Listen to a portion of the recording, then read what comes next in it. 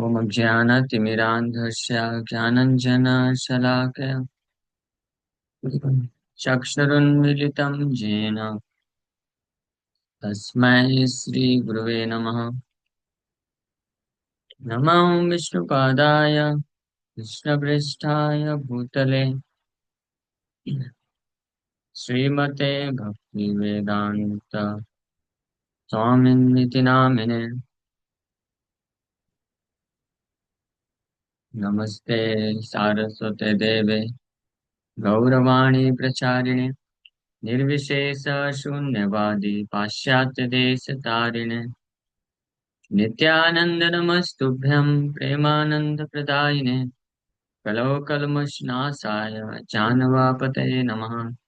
नमो महावदन्याय कृष्णप्रेमप्रदायते कृष्णाय कृष्णचैतन्य नामने गौरतुसे नमः। जय श्री कृष्ण चैतन्य प्रभु नित्यानंद श्री अद्वैत गदाधर शिवासादि गौर भक्त वृंद। हरे कृष्णा कृष्णा कृष्णा हरे हरे हरे राम राम राम हरे हरे। हरे कृष्णा। तो आप सभी भक्तों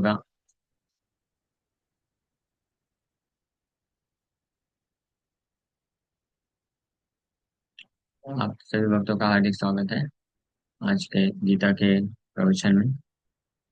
तो चैप्टर हम लोग Bhagavad Gita chapter 7 verse number 22 पे चर्चा कर रहे हैं। हरे कृष्ण। हरे कृष्ण। टेक्स्ट 21।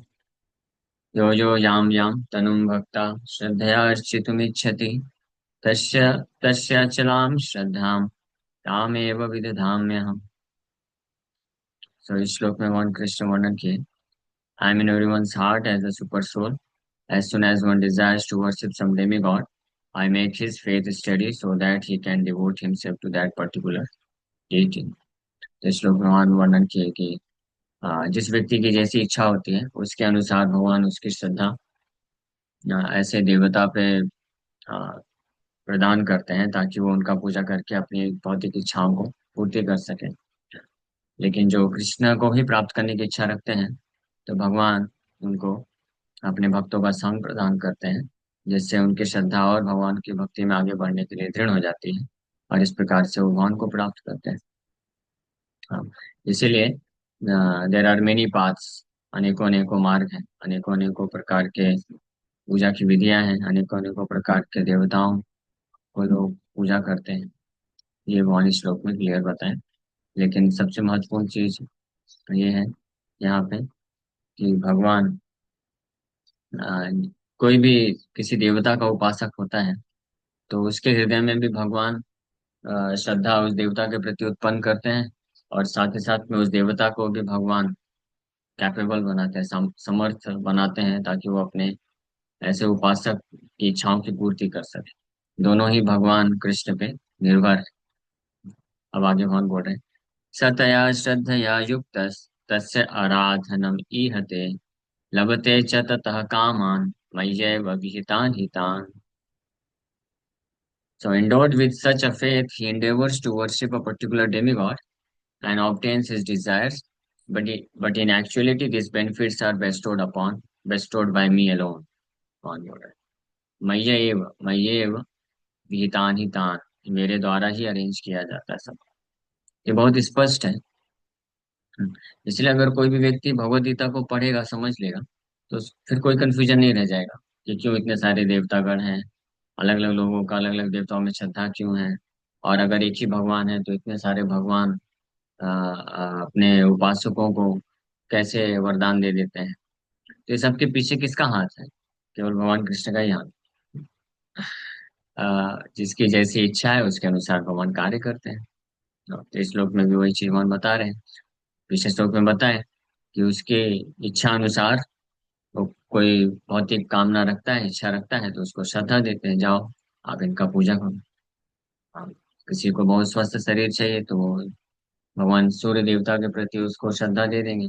तो सूर्य का उपासना करेगा, सूर्य चालीसा पढ़ेगा। मैं जब 10th क्लास में था, मेरा हेल्थ बहुत डिस्टर्ब हो रहा था। तो मेरे माता जी एक साधु के पास लेके गई। साधु बहुत कुछ ऐसे ऐसे झाड़ फूक किया हुआ सब। मेरे को तो बड़ा बकवास लग रहा था। क्योंकि हम साइंस के स्टूडेंट थे, 10th में पढ़ते थे, तो हमको लगा ठीक है जो करना करो। तो कुछ कुछ तो किया, फिर उसके बाद उसने बोला कि आप सूर्य चालीसा पढ़ना चालू करो, सूर्य को जल दो। हाँ, तो मेरा इतना इच्छा तो नहीं होता था, लेकिन माता जी ने रिक्वेस्ट किया तो बोले ठीक है चालू कर देते हैं। तो डेली जल डालता था, सूर्य चालीसा पढ़ता था, लेकिन सब मैकेनिकल होता था।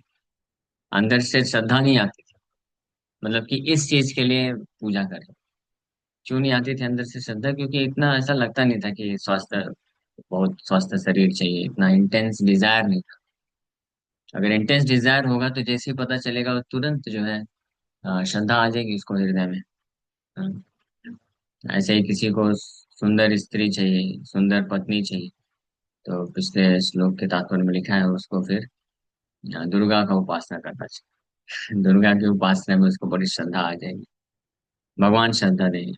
किसी को बहुत विद्वान बनना है, तो सरस्वती की उपासना करने के लिए उसको श्रद्धा आ जाएगी बहुत।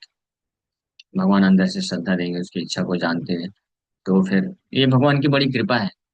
जैसे कोई व्यक्ति है, तो उसके कर्म के अनुसार, पूर्व कर्म के पुण्य के अनुसार उसको स्वस्थ शरीर, या बहुत विद्वता, या बहुत सुंदर पत्नी नहीं लिखा है, नहीं लिखा है सब भाग्य में। लेकिन भगवान देखते हैं इसकी इच्छा बड़ी तीव्र है, इसको चाहिए। तो भगवान बोलते थे ठीक है तुमको चाहिए तो कर्म तो करो, पहले पुण्य तो अर्जन करो। पुण्य अर्जन होगा तो मैं तुरंत दे दूंगा। तो भगवान पुण्य अर्जन करने के लिए श्रद्धा दे देते हैं। सोचिए कितनी बड़ी कृपा है। हमारे तो पुण्य नहीं है, तो भगवान पुण्य अर्जन करने के लिए श्रद्धा देते हैं, और श्रद्धा पूर्वक पूजा व्रत चालू करता है, फिर मिल जाता है उसको। हाँ, और उसको लगता है देखो देवी माँ की कृपा से सब मिल गया। लेकिन किसकी कृपा है? कृष्ण की कृपा है। कृष्ण ऐसे अंदर से कार्य करते हैं अपने आप को छुपा करके। क्यों ऐसे छुपा के कार्य करते हैं भगवान? क्योंकि अगर पता चल जाएगा तो वो व्यक्ति फिर कर ही नहीं पाएगा समर्पण अन्य देवता को। बेचारा परेशान हो जाएगा, ना इधर का ना उधर का, कहीं का नहीं रहेगा। क्योंकि पता चलेगा कि कृष्ण ही एक्चुअली में परम भगवान है, कृष्ण को ही समर्पण करना चाहिए, उनके ही कृपा से सब देवी देवता लोग मेरे को वरदान देते हैं। तो फिर उधर कैसे हृदय उसका लगेगा? वो हृदय तो कृष्ण के पास रहेगा। और कृष्ण के पास हृदय जाएगा तो उसको मालूम है कि भौतिक इच्छा त्याग करके कृष्ण को उसने निस्वार्थ भाव से सेवा करना है, भौतिक इच्छा को त्यागना नहीं चाहता है। तो इससे वो फ्रस्ट्रेट हो जाएगा, फिर डिस्टर्ब हो जाएगा। तो भगवान डिस्टर्ब नहीं करना चाहते। अगर जब तक कृष्ण भगवान को कोई भूलेगा नहीं अंदर से, तब तक भोग नहीं कर पाएगा इस संसार में।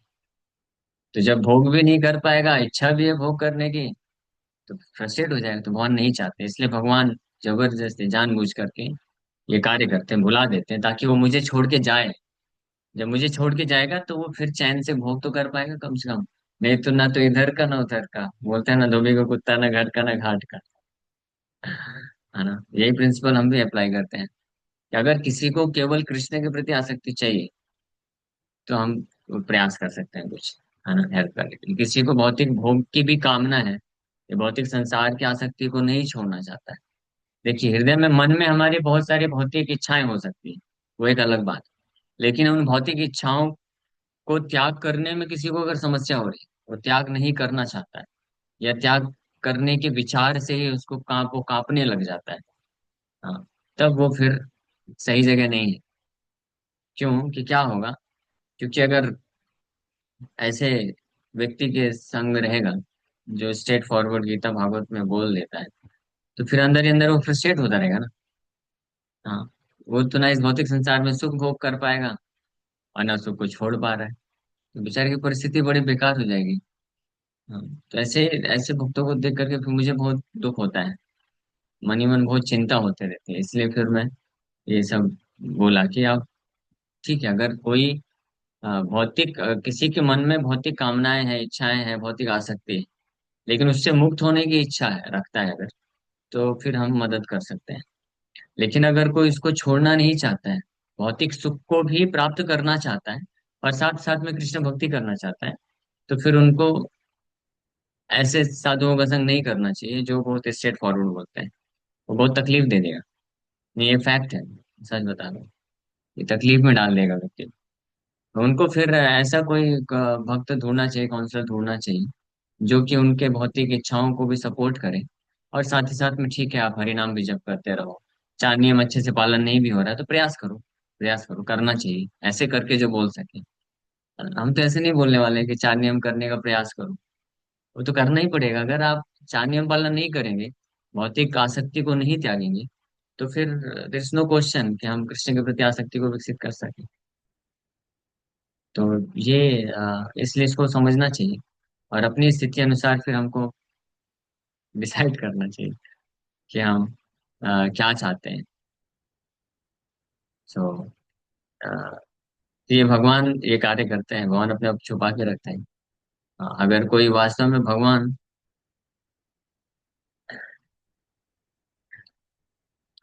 भगवान अगर अपने आप को प्रस्तुत कर देंगे, रिवील इसको बोलते हैं, रिवील कर, भगवान भगवान अपने अपनी जो कार्य है हमारे जीवन में जो कृपा करते हैं उसको रिवील कर देंगे, तो उसी समय वो भक्त जो है पूरी तरह से समर्पित हो जाएगा।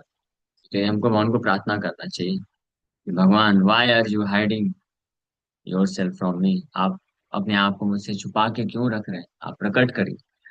आई नो, शास्त्र से, गुरु साधु शास्त्र से मुझे पता है कि आप ही सब कुछ कर रहे हैं, गीता में बोल भी रहे हैं मोहन साहब साहब। तो why don't you manifest yourself, आप प्रकट क्यों नहीं कर रहे हैं? Let me realise that you are doing everything in my life and in everyone's life. आप मुझे ये रिवील करिए कि आप ही हर चीज कर रहे हैं, मेरे जीवन में भी और सबके जीवन में भी। हाँ, आ जाइए। हरे कृष्ण। वेलकम। हरे कृष्ण। बहुत दिन बाद सोना माता जी का दर्शन हुआ है। लेकिन आप रेगुलर क्लास आती थी।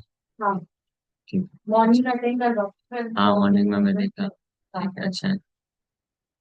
और उनको भी। तो तो भगवान को अगर जब कोई ये प्रार्थना करेगा, भगवान आप रिवील करें, इसलिए एक भक्त है, ईशोपनिषद में एक श्लोक, ये ना माता जी को दे दीजिए, आप पी लीजिए, मेरे तो ये ठंडा हो जाएगा मेरे क्लास। सो ईशोपनिषद में एक भक्त प्रार्थना करते हैं कि हे भगवान, आप जो आपका इफल्जेंस है, तेज है, उसको आप हटाइए, ताकि मैं आपको, नहीं नहीं नहीं नहीं, वो दीजिए, उनको दे दो। ये इफल्जेंस हटाइए ताकि मैं आपके दिव्य स्वरूप का दर्शन कर सकूं। अरे ठीक है, ठीक है।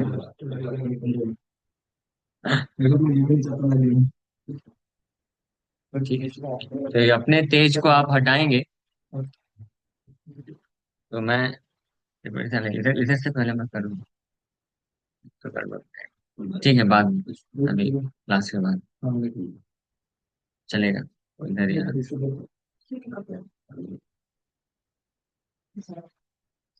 ये काम करिए, है ना? आप मैनेज करिए, मैं इधर करता हूँ ऐसे। हाँ।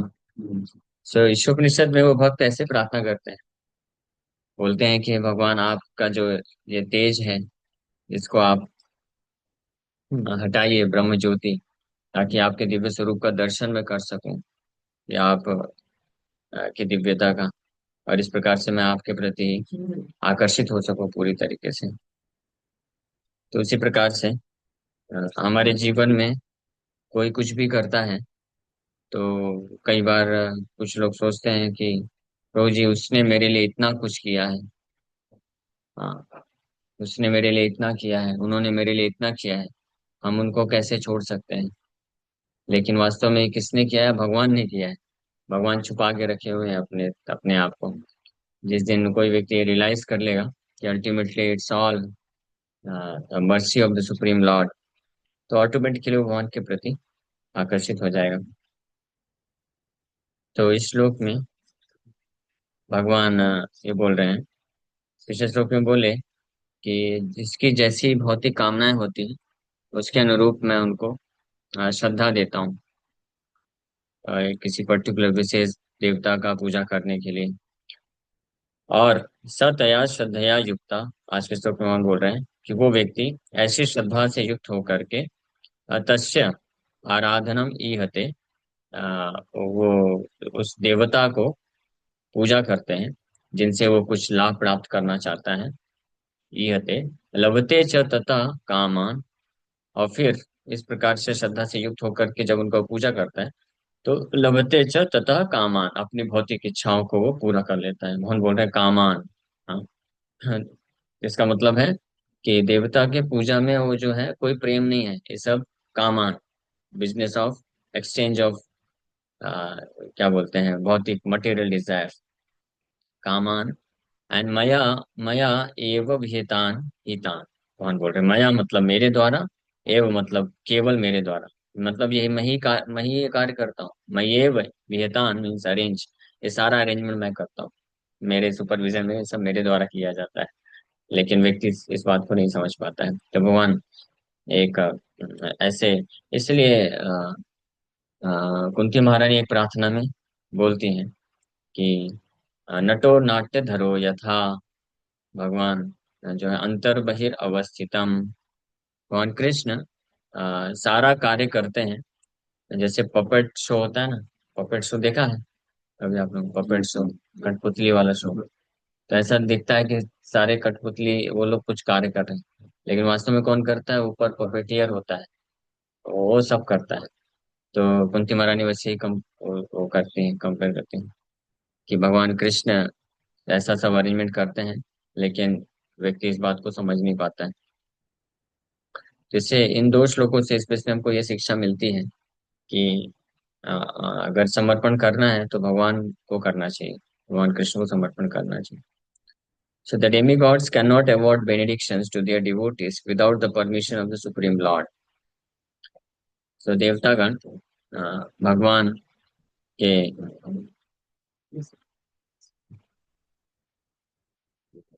भगवान की अनुमति के बिना अपने भक्तों को कोई भी आशीर्वाद प्रदान नहीं कर सकते। The living entity may forget that everything is the property of the Supreme Lord, but the demigods do not forget. So the worship of the demigods and achievement of desired results are due not to the demigods, but to the Supreme Personality of Godhead by arrangement. जीवात्मा जो है भले ही भूल जाए कि संसार का हर चीज भगवान की प्रॉपर्टी है, लेकिन देवतागण कभी नहीं भूलते हैं। ये तात्पर्य बड़ा है, तो हम लोग ये तात्पर्य को कल चर्चा करते हैं। अभी किसी का प्रश्न है आज के डिस्कशन में तो पूछ सकते हैं। Hare Krishna. Yes, any question? Hare Krishna प्रभु जी, पंचांग प्रणाम। हरे कृष्णा। हाँ प्रभु जी, तो इसका अर्थ मतलब हम लोग यही कुल मिलाकर सेंस कहते सेंस यही निकलता है कि जैसे होता है हम लोग में कि कोई किसी के लिए चाहे धन से या फिर तन से भी या फिर मन मतलब लगाता है, किसी चीज की सेवा करता है, तो कहीं कहीं भाव ये जाता है कि मैं करता हूँ, और फिर कहीं कहीं सामने वाला भी रीडी अपने आप को मानता है कि आपने मेरे लिए ऐसा किया। या भक्ति में ही कोई किसी को जोड़ा है या उसके लिए कुछ अभी भक्ति से जुड़ा ही कुछ कर रहा है। तो ये नहीं समझना चाहिए ना किसी को भी, ना लेने वाले को ना देने वालों को, सब कुछ, क्योंकि मेन मूल माध्यम तो भगवान ही होते हैं। कोई किसी के लिए ये कुछ नहीं करता, सिर्फ माध्यम बनते हैं। सही बात। भगवान की कृपा से ही ये सब अरेंजमेंट किया जाता है। तो हम जो भी माध्यम बनते हैं तो ऑफ कोर्स हमको उनके प्रति रिस्पेक्टफुल रहना चाहिए और आभार व्यक्त करना चाहिए। लेकिन अल्टीमेटली हमको ये हमेशा जानना चाहिए कि हमारे जीवन में कोई भी कुछ भी कार्य करता है तो भगवान की कृपा के द्वारा होता है। और भौतिक रूप से जो हमको कोई मदद करते हैं तो वास्तव में उसमें तो भागवत में बोला गया है कि किसी को थैंक यू बोलने का भी जरूरत नहीं। वो ठीक है, अभी फॉर्मेलिटी के लिए, रिलेशनशिप बनाने के लिए बोल देते हैं, क्योंकि भौतिक रूप से सब चला है। भौतिक रूप से कोई व्यक्ति इस संसार में कुछ भी करता है वो हमारे कर्म अनुसार होता है, कर्म अनुसार। तो कोई आपको भौतिक रूप से आके आपको कोई 10 रसगुल्ला खिला दे तो वो आपके में लिखा था, मिल गया 10 रसगुल्ला पिला दे। और या कोई चाय चाय पिलाने आए और चाय धोती में गिरा दे तो वह कर्म में लिखा था, तो इसमें गुस्सा भी नहीं होना चाहिए। और चाय पिला भी दे तो इसमें ठीक है, ओके। हाँ। लेकिन हाँ, अगर कोई हमको भगवान के भक्ति में आगे बढ़ाने के लिए मदद करता है तो वो कर्म का नहीं रहता है। वो वो हमारे जो बोलते हैं हमारे आउट ऑफ कर्मा, हमारे कर्म में वो नहीं था हिसाब किताब। लेकिन वैष्णव जो होते हैं, वैष्णव जब कृपा करते हैं, वैष्णव अगर सेवा करते हैं, तो उसको रिकॉग्नाइज करना चाहिए, भगवान कृष्ण से जोड़ने का, और उसके लिए हमको ग्रेटफुल होना चाहिए। इसलिए यहाँ तक कि वैष्णवों की जो कृपा है, वो सर्वश्रेष्ठ कृपा है हमारे जीवन में। यहाँ तक कि हमारे सबसे घनिष्ठतम जो सगे संबंधी होते हैं, भौतिक रूप से हमारे को कितनी भी कृपा करते हैं, और वो वैष्णव की कृपा के सामने उसका भी कृपा कोई मैटर, मतलब वैल्यू नहीं है। क्योंकि अन्य जो भी कृपा करते हैं, हमको मदद करते हैं, वो भौतिक रूप से ही बस करते हैं। वैष्णव हमारी वास्तविक मदद करते हैं, हमको इस भव बंधन से छुटकारा दिलाने के लिए प्रयास करते हैं। ओके। यस स्वयं प्रभु। हाँ एक यस। भक्त एक भक्त का प्रश्न था कि ये जो एकादशी है, जो उपवास रहता है तो उसमें पत्ता खाने से कुछ होता है क्या, मतलब उपवास टूटता है क्या? कौन सा पत्ता? ये नीम का, उनका थोड़ा एलर्जी का प्रॉब्लम है, तो वो नीम का पत्ता थोड़ा खाते हैं, तो नीम का उसमें पत्ता तो चलना चाहिए, मेडिसिन, हाँ मेडिसिन के रूप में लिया जा सकता है, कोई दिक्कत नहीं। ओके, ठीक है प्रभु जी, हरे कृष्ण। ओके, हरे कृष्णा।